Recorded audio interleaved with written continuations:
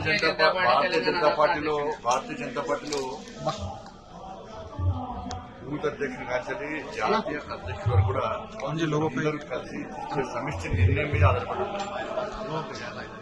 కాబట్టి ఇంకా booth committees అవుతున్నాయి. ఇంకా బూత్ కమిటీస్ పూర్తి కాలే, జిల్లా కమిటీస్ అన్ని పూర్తి కాలేదు. అంటే రాష్ట్ర అధ్యక్షుడి యొక్క ప్రస్తావన రాదు. జాతీయ అధ్యక్షుడు రాష్ట్ర అధ్యక్షుడు అయినాక జాతీయ అధ్యక్షుడు అవుతారు. కాబట్టి ఇది మీడియా సోదరులు కానీ కొంతమంది పార్టీ మీద అర్పణతో నా మీద కొంచెం ప్రేమతోటి ఇవన్నీ పెట్టడం సహజమే. బట్ నేను పార్టీ అంతకంటే పెద్ద బాధ్యతను పార్టీ నాకు ఇచ్చింది. హోంశాఖ సహాయ మంత్రి బాధ్యతకు అంతకంటే పెద్ద బాధ్యత ఇచ్చింది. ఆ బాధ్యతకు న్యాయం చేయాలని నేను ప్రయత్నిస్తున్నా.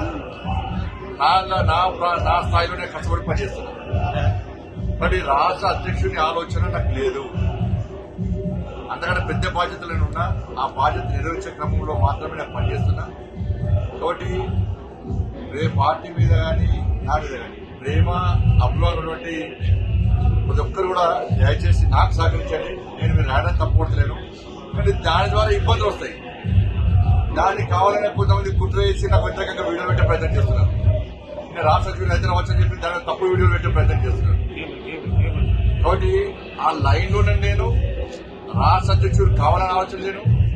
పార్టీ నిర్ణయము అధిష్టానం యొక్క నిర్ణయము ఇంకా తీసుకోలేదు.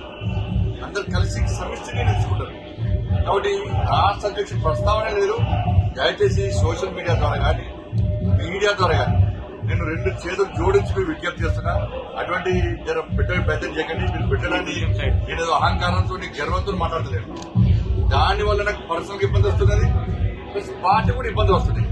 నేను పార్టీ అధ్యక్షులు లేని చెప్పి సంఘటన కూడా చెప్పింది. మళ్ళీ కూడా మీ అందరి సాక్షిగా మీ అందరి సమక్షంలో నేను మళ్ళీ విజ్ఞప్తి చేస్తున్నా. ఆ లైన్లో లేను. అంతకంటే పెద్ద బాధ్యతలు పార్టీ నాకు ఇచ్చింది కాబట్టి దానికి న్యాయం చేయాలని చెప్పి తాపత్రయంతో మాత్రమే తిరుగుతున్నా ఉన్నాను. కాబట్టి ఇవన్నీ వచ్చేది కూడా కేవలం ప్రచారం మాత్రమే, ఊహాగానాలు మాత్రమే.